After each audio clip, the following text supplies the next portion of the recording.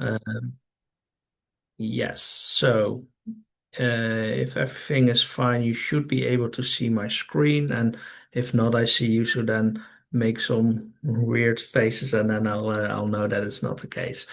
Okay, thanks a lot again. So introduction to the HOLiFOOD project. I put together a couple of slides, but I won't take too long to give the speakers with a lot of content some extra room. The HOLiFOOD project is a project on future-proofing food by transforming risk analysis for a better and more adaptive food system. It is a Horizon project, a EU project, a research innovation action, which means that in the technology readiness level, it's somewhere in the middle. And we started in October 2022, and we will have a project of 48 months. So next year, 2026, is the last year of the project. And we have a lot of partners from a lot of different countries, which I think is very nice. It very well represents the collaboration in Europe that we have for transforming this food system. So the concept behind it is that there are new emerging risks in the food system, and we want to identify these risks early on and to handle them as well as possible, and to put some focus to how to evaluate and how to assess those. We picked three supply chains, namely cereals, legumes, and poultry. It is a very multidisciplinary project, as you can see here in the bottom part of the picture.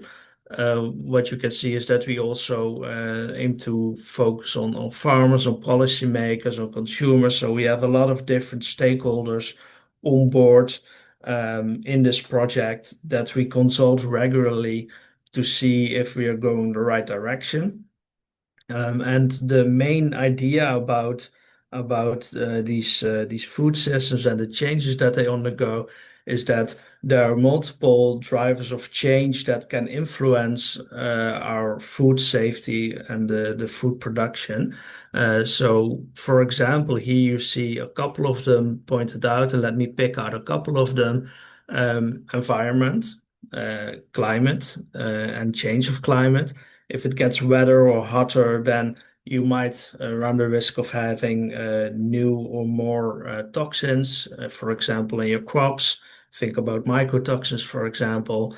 Geopolitics. There have been a lot of geopolitical stress factors recently, so it's not difficult to imagine that that can be of influence also on the food systems and on food safety. Science and technology. There's, of course, a lot of talk about the use of AI and how that can automate some parts or bring other innovations. So those are all drivers of change that influence how our future food system will look like, and also how the safety of that food system will look like. Just some brief introduction of what we mean when we talk about an emerging food risk.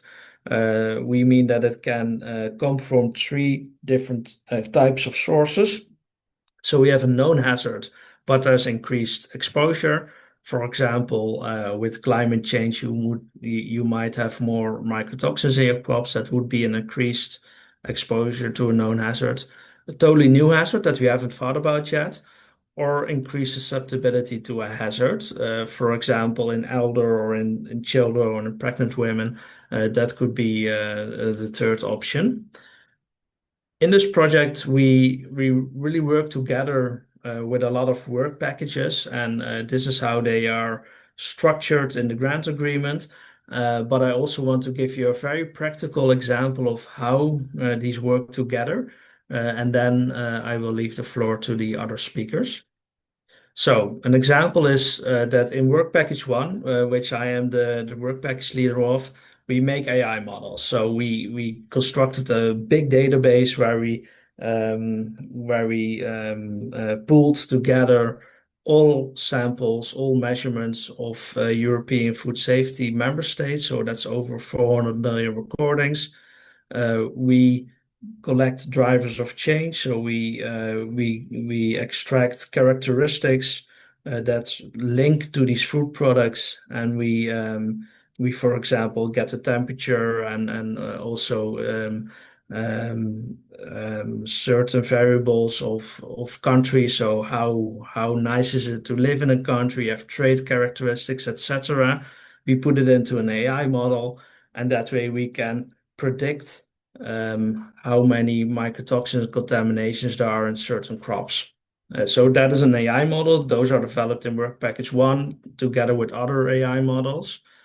We then put them into a live dashboard, which is developed in Work Package 6.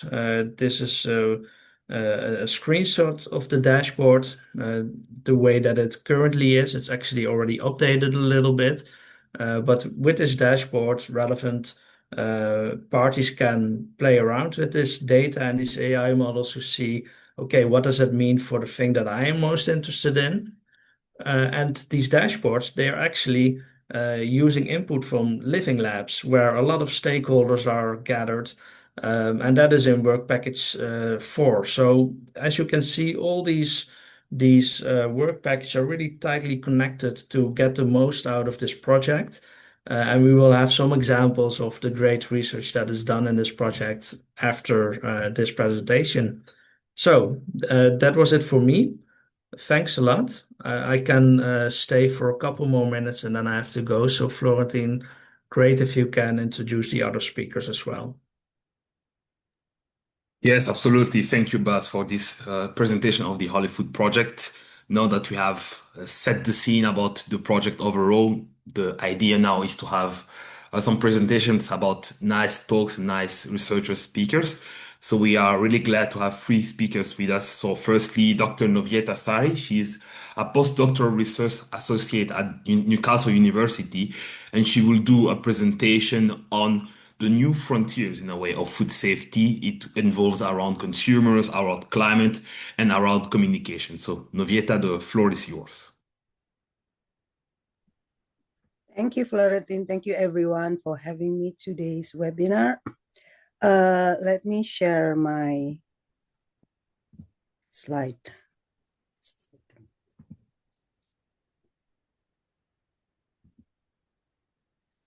All right. Okay. So I hope my voice is clear to be heard by everyone. Is that good? Okay. Thank you.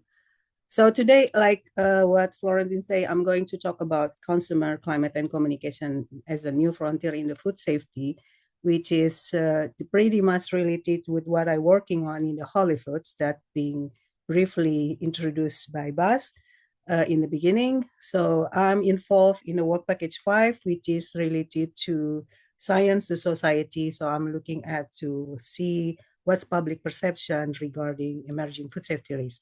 So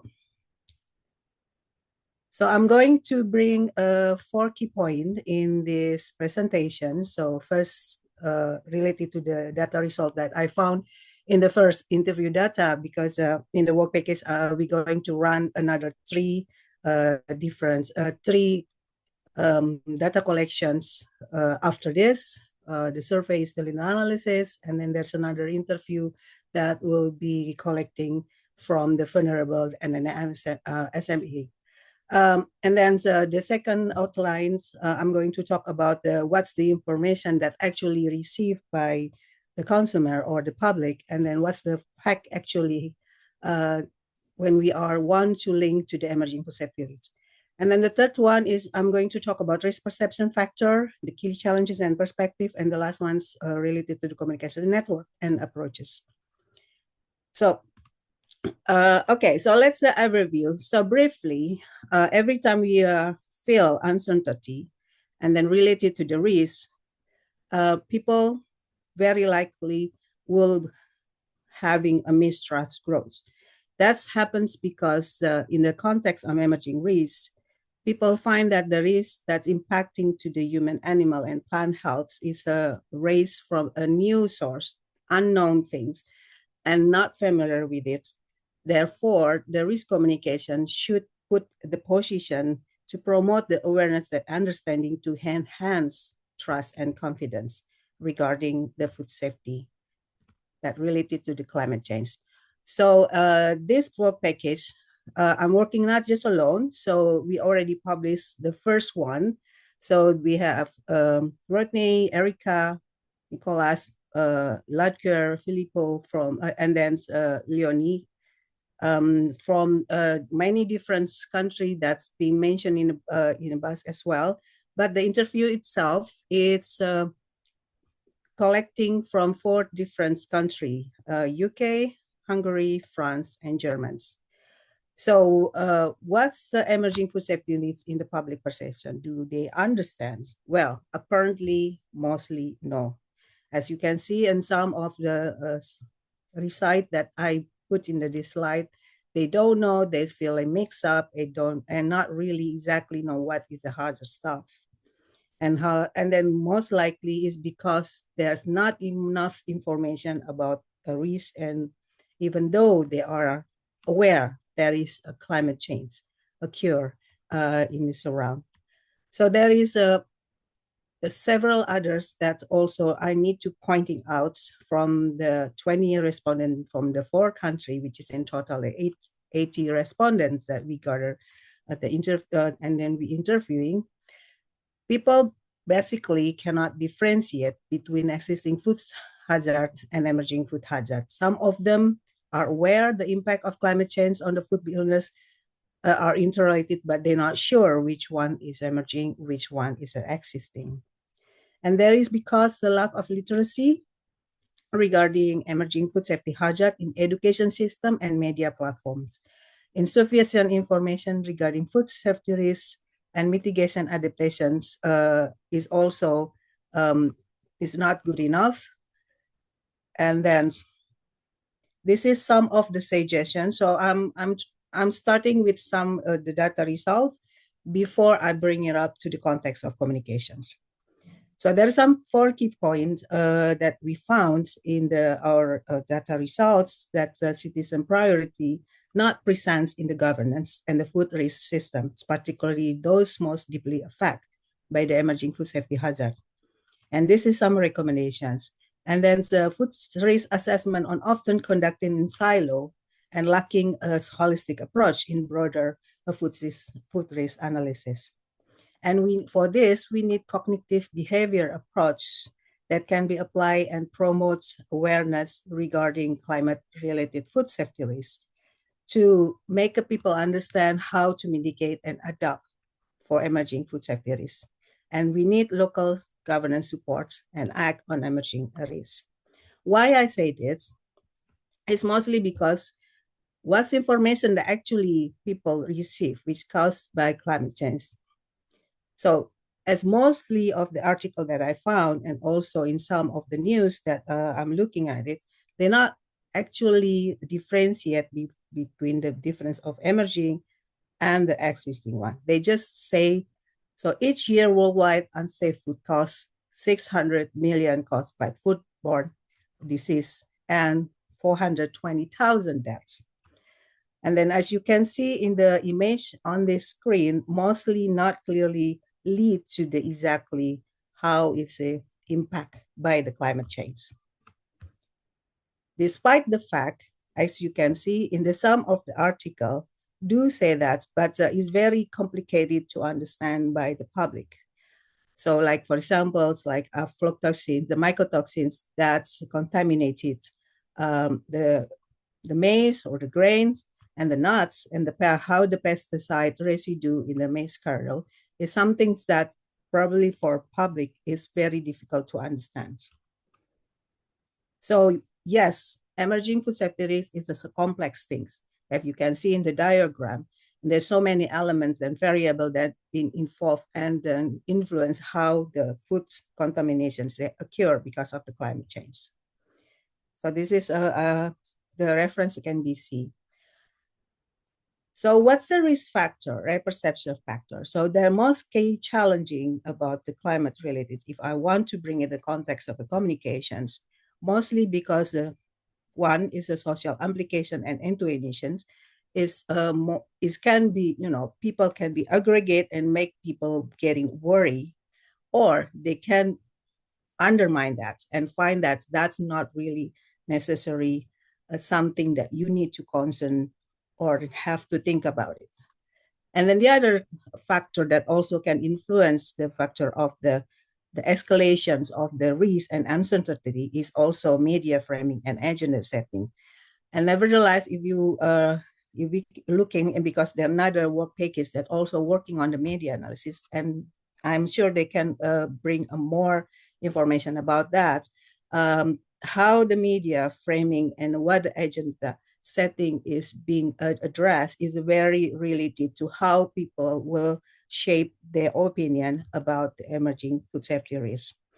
And media safety risks are visible how they are interpreted, and then how the narrative can raise awareness is or create confusions is something we need to look at it, and we need to co-design to have a better narrative or better framing, because that will be related to the trust and untrust, and also bias at some point. So trust in the institution affect risk acceptance. Bias like optimistic bias and heuristic is something that we need to consider in how public or people perceive the information itself. So why people view risk in a different way?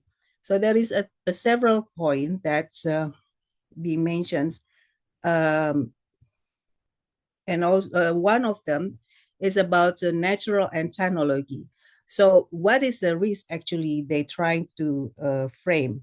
Is that about the issue that relate to the natural, such as floods, or is about technology such as GMO or chemical contaminations? People tend to accept more on the natural rather than technology risk itself. That's because they found that some things that happen, and then the other one is something that can be controlled, that will be relate also with the sum of the key point that related voluntary versus involuntary.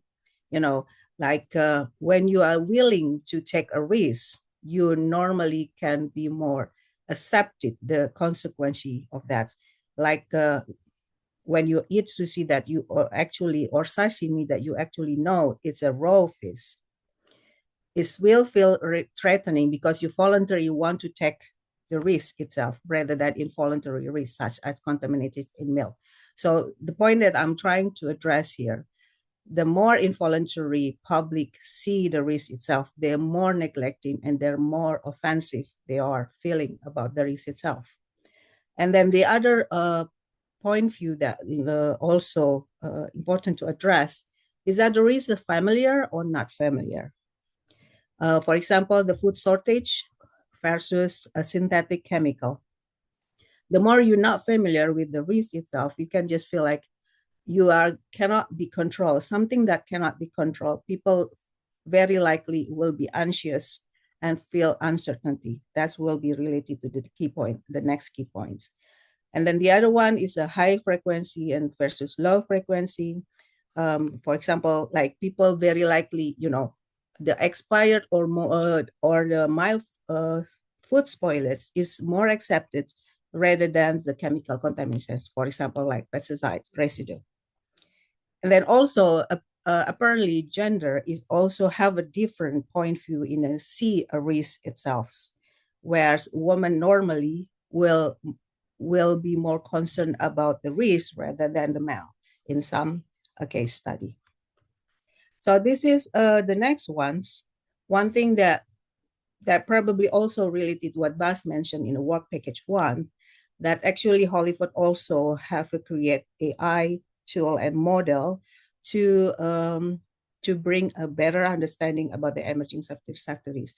I took this from a different apps. It's called Food Safer. That's I shared the QR code as well, so you can have a look and how they are creating and then create the information flow to bring the information regarding food safety. So in these apps, it's not generally talking about specifically emerging food safety. It's just some of the example that you probably can play out to see how the information and what's the apps can give you or feed you information about food safety.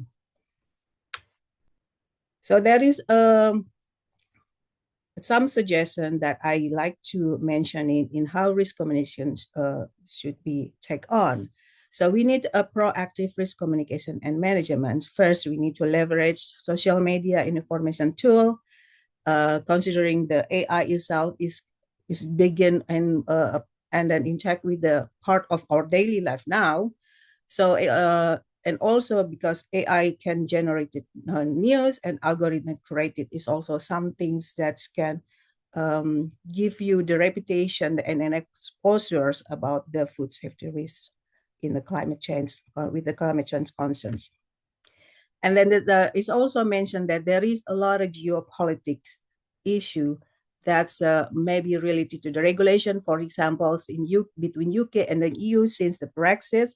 That's usually before the policy regarding the common agriculture policy, for example, is being used across the Europe, including UK. But since the Brexit, the common agriculture policy no longer apply in the UK. So there is a negotiation that we'll need to talk about it and then how the risk navigated across border. Some of the relevance reference can be seen to understand more about the risk negotiation, but that's some things I will suggest to think and explore more in how the cross-border issue, considering global supply chains, is already shaped in the agri-food system and the supply chains. So that's something that we need to negotiate it further to make and then minimize the impact of the hazards itself. So some of lesson learned, again, this is not actually related to the emerging, but it's something that we can use to see how the cross-border issue regarding Salmonella brevis outbreaks, that's where the spoilage happens when the melons imported from the Honduras to UK, and how it's caused a foodborne illness outbreak back then in 2021. Something that you can see there is a codex provided some video so you can see, and then also the report about the outbreak itself. That's some things can be used as a lesson on how the risk communication approach should be taken on and managed in some points. And the other things that also I need to highlight is about clear label, because the respondent also find that they require a simple and clear and understandable information rather than complicated information that's so heavily scientist that they not really understand about it. And then to make it this more simple visual and message so they can understand how to adopt and act when the outbreaks occur. So for this, be agile, timely, clear, and understandable to adopt and adjust is something that we need to think and bring it up to build a trust. And the other approach that also need to consider is leveraging citizen science and local knowledge to enhance engagements by utilizing local knowledge, whereas integrating traditional farming practice and community observation can enrich risk assessment with contextual insight. To supporting policymaker in what I mentioned in the earlier, so it's very important to embedded the citizen science in the governance system, especially in the context of agri-food system, to building community resilience. So participatory method can increase policy legitimacy and empower community to better manage climate-related risks. So this is the conclusion that I think can be put as an initial frameworks to how the risk combination should be played out.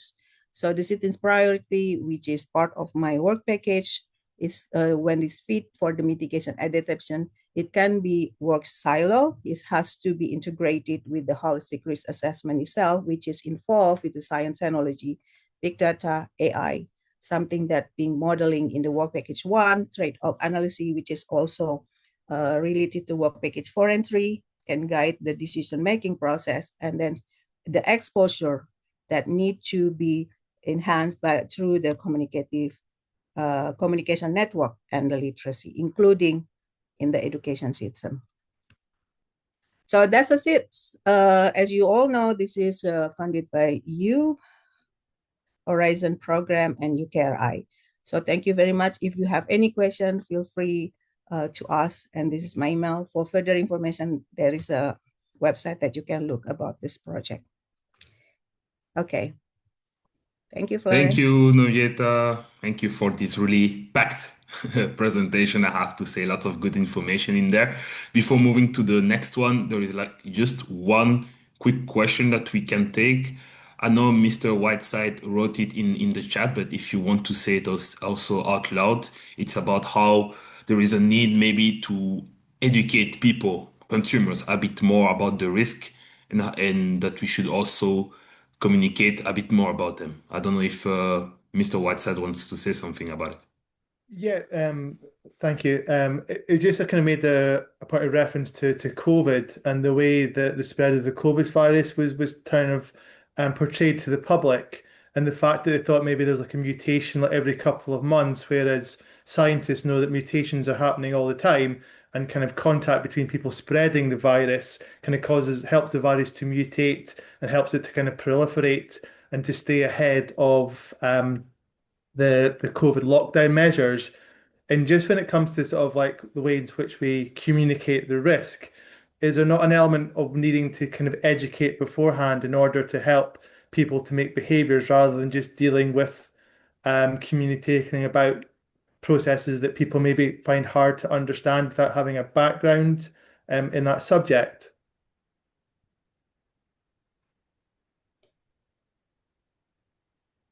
You want me? Okay. Should I respond that? Yeah, quickly, yes. Yes. Okay. Thank you, Alan, for the questions. So I'm not going to say this is easy way to say how we actually risk communication should take on, because is also something novel that some the scientists itself also need time to processing. Yes, when we are looking the COVID cases, there is so many bias and also escalating, including the hawks that can influence how the people perceive the risk. Like I said, one of the key challenges in the beginning is a social implication, and then some people probably see in a different way. But nevertheless, when he's talking about the uncertainty and the risk, yes, will be more difficult to encounter or tackle. However, the role of the governance, if they have a clear a framework in how to respond the risk itself, and then there's so many elements that I mentioned it about the AI model, how we are delivered the information, is that directly or not. If we are looking at the COVID itself, if you remember, some of them information is sent it by the text, because some of the population is based on demography, they are prefer to receive the information through the text. Some of them feel that the apps is more accessible, or QR code is more accessible. So the various and understanding how we are deliver and address the issue itself is very important. And then the engagements that we are like to having from the public is something that we need to promoting and then foster to robust people understanding about the risk itself. So there is no easy way to do so, but we need to have some approaches that's using by all the media channel that possibly we can use to make people aware about that. I hope it's an answer that. Yes, thank you very much. Thank you, Novieta. So time to move on to the next speaker. So I give the floor to Jan-Pieter van den Berg. He's a food safety research at Wageningen Food Safety Research, and he will present us a short presentation on food safety historical incidents analysis. Let's see until what year we are going to go back Oh, to see yeah. those incidents. Thank you. Yeah, we go back quite far, but I will not share all the cases and incidents that we found because that would be too much. Let me quickly pull up the presentation. You should be able to see it now. This is okay, right? Now you need to put it. Yeah, now good. Yeah, okay, good. Yeah, so this is part of work package 5. It was a small study on a retrospective analysis of food safety incidents.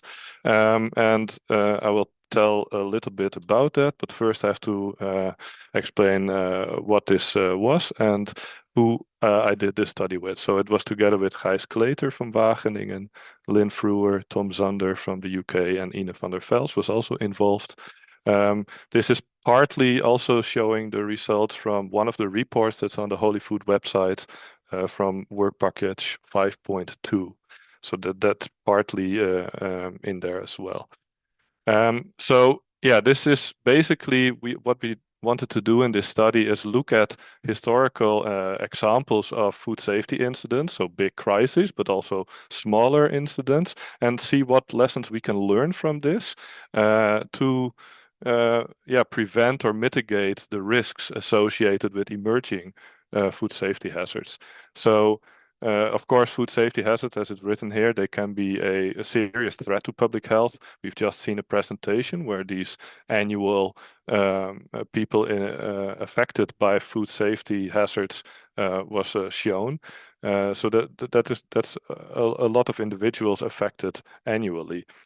So we looked at historical examples throughout history, going back to the ergot poisoning incidents. Those were recorded already since the medieval times.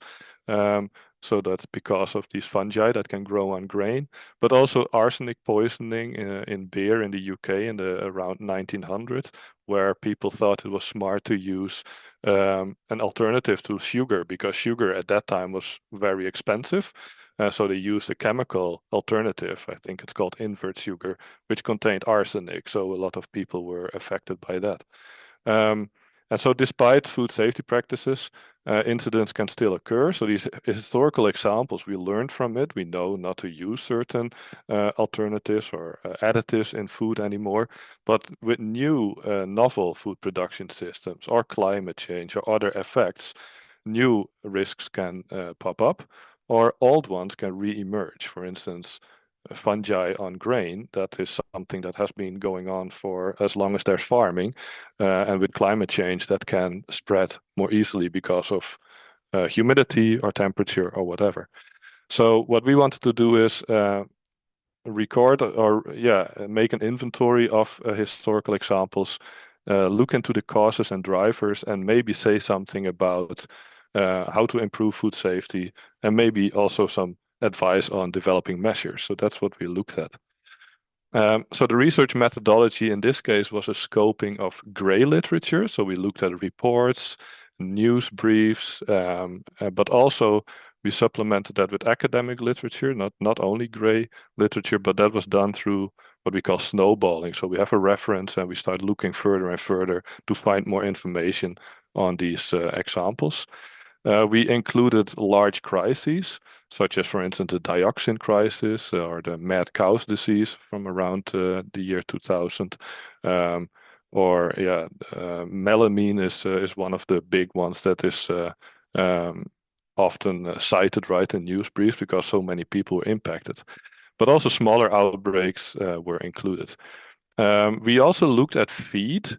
So there are examples where animal feed was supplemented with, for instance, oils to certain oils to let the animals grow faster, and it got somehow contaminated. This can impact, of course, food safety because the toxins can follow their way from the animal into the food and then impact consumers. And of course, animal welfare is also important. So if we encounter these, we also included them in our inventory. So we categorized all these incidents, and first based on the general cause or what was behind it. So was it accidental or unintentional contamination?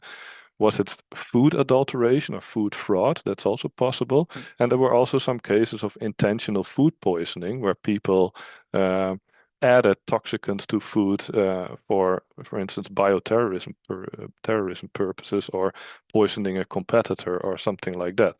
That also happens, and then we categorize them as so. In some cases, it was inconclusive, and then they were labeled as other inconclusive. And then the drivers were also assigned. So when this was available or known, so economic, environmental, or other drivers, and I will show that in the results on some of the next slides. So in total, we identified through this gray literature scoping 129 cases of food safety incidents dating as far back as 1857. And so here is the breakdown of what this then looked like. So the majority was unintentional contamination, so accidents. 18% of these cases were food adulteration, and then intentional poisoning was 6%, and 2% we could not. It was inconclusive, so it could have been both an unintentional or intentional. So then we had to label them as such. And adulteration here can be both because of, for instance, changing an ingredient in food production and then accidentally causing food poisoning, or food fraud, where people intentionally added something, for instance, for economic gain. So it can be in good faith, or it can be out of more like a criminal intent, kind of. So those are both included in that part. So here are a few examples of these incidents. So I picked out a few recent ones. There was, for instance, in 2017-18, a listeriosis outbreak in South Africa, and this concerned ready-to-eat meat products. So I think they were like a type of sausage, and then 1,000 people were confirmed cases. So more than 1,000 individuals were affected, and over 200 deaths were reported. Also, the 2011 E. coli outbreak in Germany and Europe. So these were fenugreek seeds that were contaminated with this E. coli bacterium, and that caused over 3,500, almost 4,000 cases and 53 deaths. So these are both cases of accidental contamination, but also the 2008 melamine crisis was found in this inventory. And this is melamine is added to mask the dilution of milk. So the milk gets diluted, for instance, with water, and the melamine is added so that it looks like it still has a high nitrogen content, so it looks like it still has all this protein from milk in there. It also gets a bit more, stays white.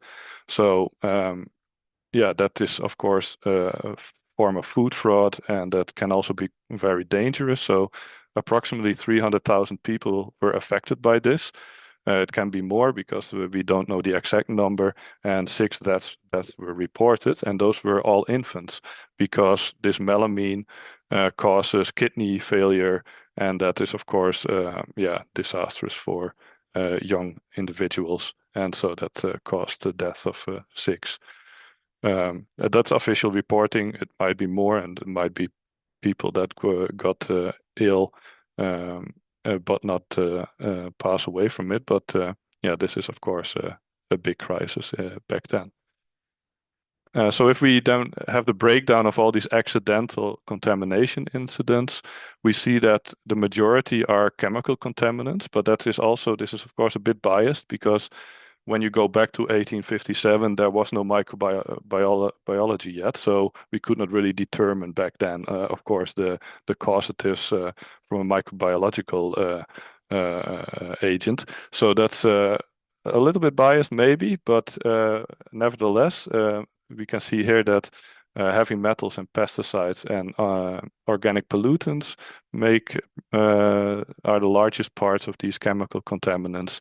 Also, we found cases of veterinary drugs that were in some food products that were not allowed. And for instance, chloramphenicol and nitrofurans.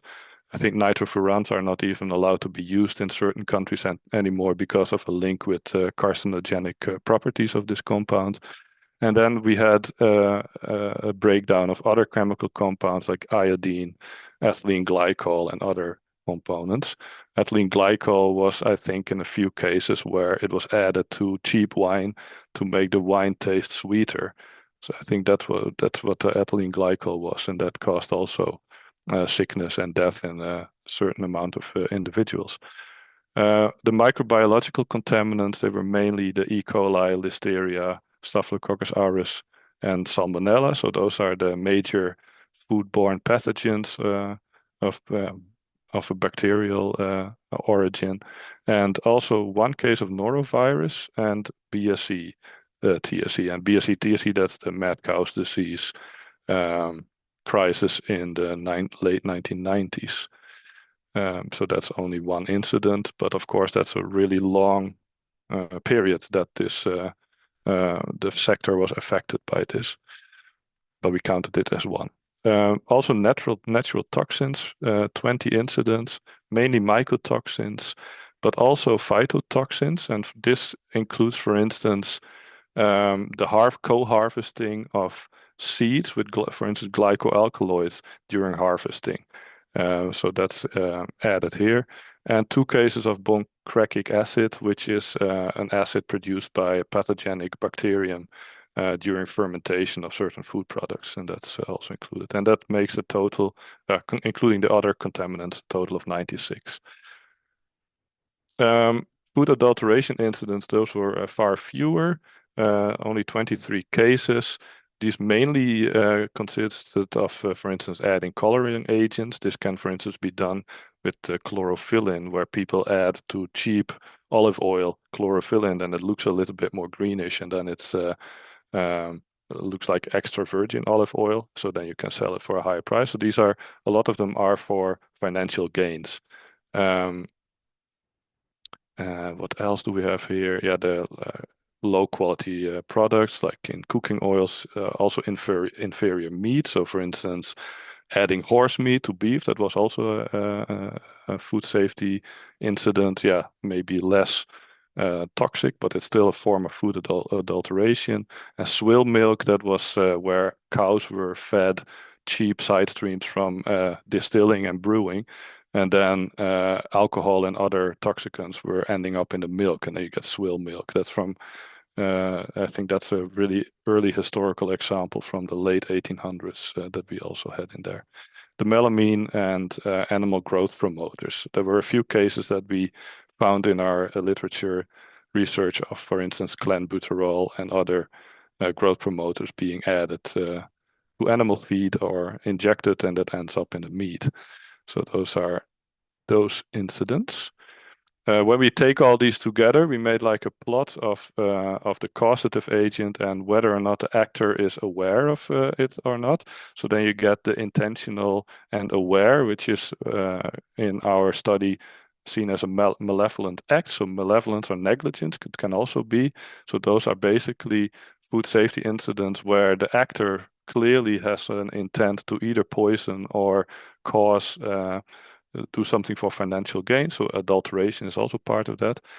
For this, what you could do is vulnerability assessments, forensics, for instance, predict which food sectors are attractive targets for this kind of actions. And of course, malevolent actions like intentional poisoning, that is of course complicated to really predict beforehand, because those are sometimes really personal motivations. But things like olive oil sector, where if you have a bad harvest, then you could intentionally, in theory, predict and monitor and do surveillance on that. Then we have the unintentional and aware. So those are errors and glitches, for instance, mislabeling. We know that there's for instance, an allergen in a certain product and it's not mentioned or it's mislabeled. And here we have, of course, the HACCP and inspection and quality assurance and management systems in place. The unaware parts, those are a bit more complicated. So, for instance, if we have an intentional addition or change of an ingredient, but we are unaware of the risks, then you will have to have some kind of safety culture or safe by design or awareness raising and training in there. For instance, theoretical risk screenings when you do these kind of changes in the food production.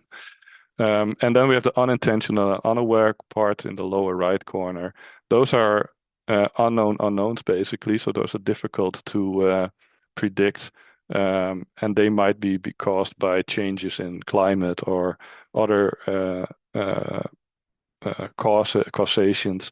And that's something why we are doing this project, of course, to find these kind of risks and what we need to think about. And then there are a few strategies you could have, like that's what we call here syndromic surveillance.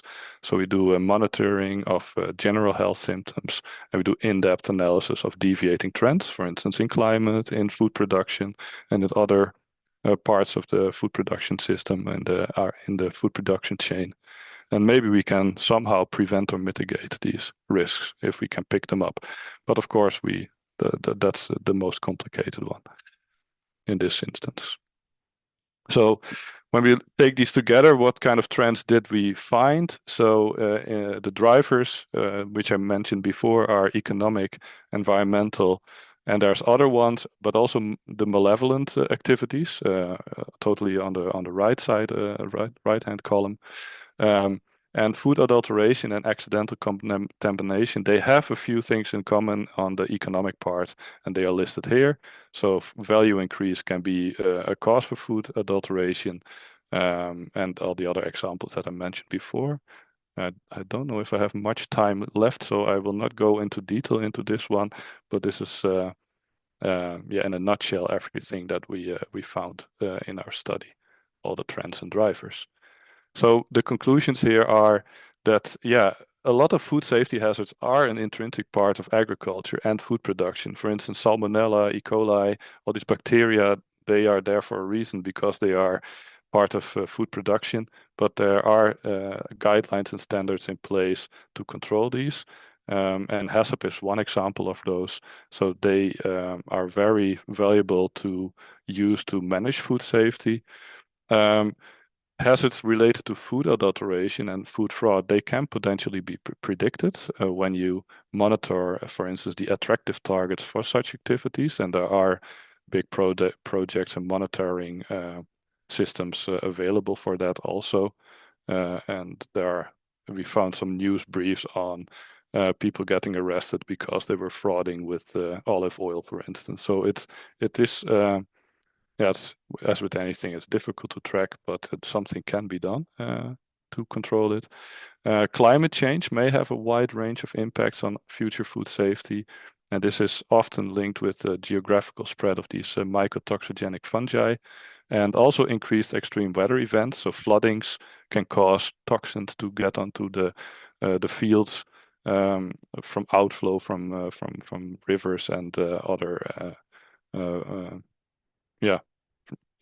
carrying toxins onto the field. So it's not only the fungi, there's also other things.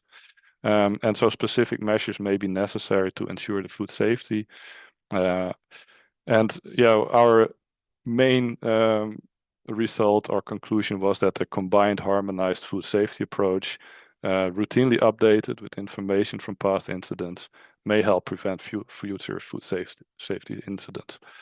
Of course, that might be a big ask, but that is our final conclusion from this study.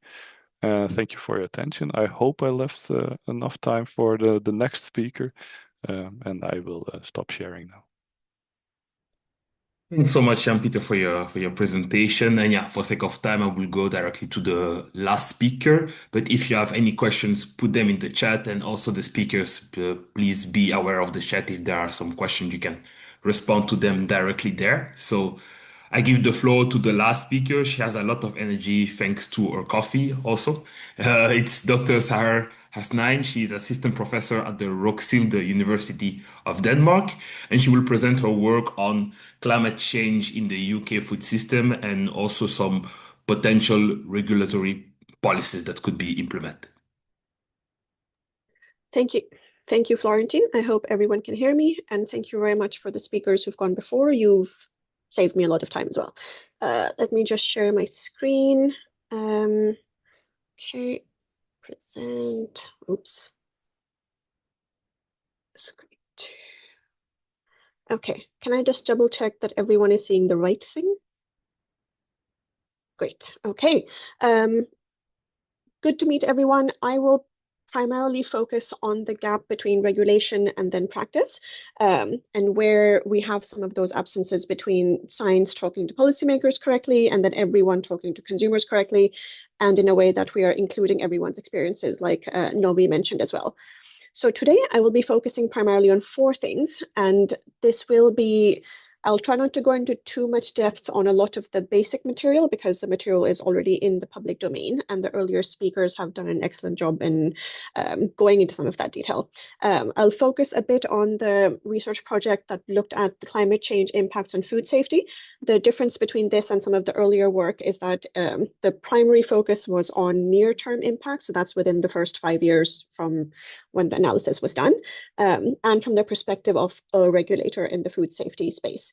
Then I will make a case for taking a broader food systems perspective on policy. And again, we've had a good case made of like harmonized policymaking in general. And then I will say a bit on the communication space and then paths forward. I am not in the HOLiFOOD project, so I'll be talking more on a lot of other projects and bringing some of those insights in. And a lot of what I will speak about today is drawing on one specific paper on climate change in the UK food system, but I'll draw generally on a couple of the other projects that I'm also involved in, and I'm very happy to say more about all of those. So please put your questions in the chat and contact me as well. So scale of the challenge is quite broad and quite stressful for the regulatory space. How do we expect regulators to respond to a system that is changing quite fast, while we're also trying to change the system quickly as well? Food prices are rising, the internet is used the way it is, and especially if you're on the consumption side of things, the information space is not great. And of course, climate change is worsening as well. So how do we maintain the safety standards while the entire system transforms? And the existence of HOLiFOOD, I think, is should be very a sign of optimistic change, because this is clearly, very present in lots of people's minds. So I'll go straight into the project that was looking at climate change and food safety in the near term. And I do want to emphasize that bit, primarily because a lot of the data and evidence tends to focus more on the moderate and long term. So this is not to detract away from that, but to show that there's a lot that is happening in the near term, and then because regulation and the impact of that can change quite slowly, so we tend not to see a lot of those impacts quite quickly.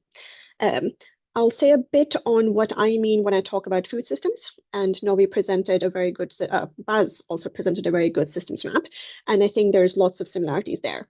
So in essence, what I'm talking about is a food chain embedded in a range of different systems, so human and environmental and natural systems. All of these are impacted by a range of different drivers, either within or outside the food system, and they result in a set of food system outcomes. And there's feedbacks within all of this. So this is already quite a complex space. And for the research project looking at climate change and food safety, this was the defining factor. But the main boundary was looking at strategy outcomes that the Food Standards Agency in the UK can work with. And the idea was to look at things that affect that food is what it says it is safe, and that it is healthier and more sustainable. So very busy slide, but the idea is that there's lots of climate-related food safety risks across the whole supply chain. We've just discussed a bit of this today, but the important thing is that all of these have major implications for consumers. So, for example, we have multiple issues with yield variability, creating supply chain uncertainties, which everyone is going to have to deal with, and a lot of these changes tend to happen quite quickly. I'll say a bit about an example on the processing and manufacture side, especially related to energy requirements and refrigeration. So, for example, in the heat waves in 2024, a lot of retailers reported refrigeration failures. And while the FSA was quite quick with issuing emergency guidance, it pointed to the fact that a lot of existing regulations didn't really account for such a frequency of heat-related events. And so the gap that is there is that regulations have been so far designed for occasional heat waves, but not persistent temperature extremes. And that is something that has an impact for across the supply chain as well. And some of the cost of accounting for that might be transferred onto consumers. So again, situation is quite complex. This is one of the tables that came from the paper as well. A lot of this project depended again on existing analysis of evidence and a lot of expert judgment. The legend here is that red indicates negative consequences in the next 5 years. We're already in year 1.5 of that time period. Orange or brown indicates negative, but eventually leading to positive outcomes in the moderate to long term. And then gray means that no expert judgment can be made based on the evidence that is available. So again, I'll focus more on the consumption side. And again, we've discussed this more at length, but the idea is that the climate change impacts for consumers are going to be quite major. A lot of it shaped by things like food preferences, varying by season, impact of things like foodborne illnesses, everything related to the microbiological contamination mentioned by earlier speakers. But that in the short term, a lot of this is going to be a negative impact for consumers. And eventually, there will be a positive impact. We then also looked at what are the impact of policy drivers. So what I will draw your attention to is that the main ones we focused on were the ones that were very critical back in 2023 and 24, and the policy landscape has changed quite a bit. And again, if we look at the consumption space, there is negative experiences in the short term, some good stuff coming out of the National Food Strategy, but otherwise, in the short term, consumers are having a pretty difficult time. And from the regulator's perspective, what we're then seeing is that there's increased volatility for supply chains, which is difficult if you're a food safety regulator, but also for every other regulator in that space. Increased cost to the consumers because a lot of costs get pushed down the supply chain. But across the policy landscape, there is potentially improved support and incentives for lots of food businesses and food producers, but a lot of that is coming at increased costs, labor, and time. And this creates lots of regulatory challenges in lots of different areas. So again, making the case for that joined up thinking outside silos. So the major takeaways I would like you to focus on from this paper, and again, the details are available in the paper already, is that climate change is creating immediate risks, but a lot of the way we talk about some of that research suggests that, what is happening in the short term is not something we can really react to, but it's going to be worse in the future. And that policy responses are in transition. So there is pain in the short term, and that short-term window can look different depending on who you are in the system, but there is going to be long-term gain, and that can be very, very difficult to communicate when you're in that complex space. And what we need is that coordinated action. I'll say something very briefly about this because we've had a lot, but I really campaign for a food systems approach to all of this. And the idea is here that you can achieve multiple food system objectives. And what you can really do is identify and plan for some of those feedback loops and unintended consequences. Again, we've mentioned a bit about cascading and cross-border impacts, and I know the project is focused primarily on EU partners, but what happens in Europe translates across to the rest of the world as well. So if there is a big change in EU food policy, it is going to have an impact on lower and middle income countries, and that tends to be gender aggregated and affects the people who are in the worst possible situation. So if we are trying to have a just food system transformation, then any food safety policy has to take that whole system into account. Now a bit on policy changes. So it's not just the complexity in the emerging food hazard space, but also if you are a policymaker or a regulator, you also have to make sure that the policies you're making are then responsive for all the other things that are happening. So whole list of things that are happening in the UK. All of them have implications on what's happening in this project.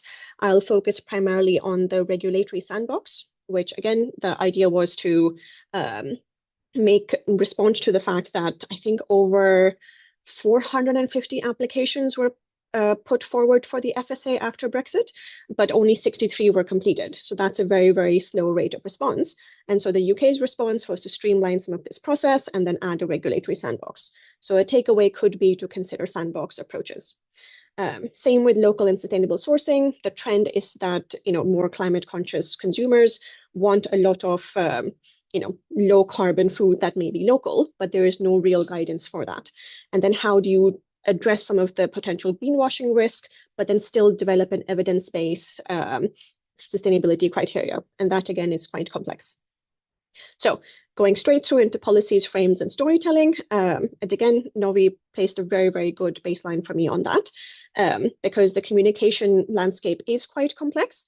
Traditionally, you would have a regulator issuing something, media reports on that, public awareness. But what is happening now is that because of social media, a lot of things can get very viral within hours, and then the regulator then has to respond to that.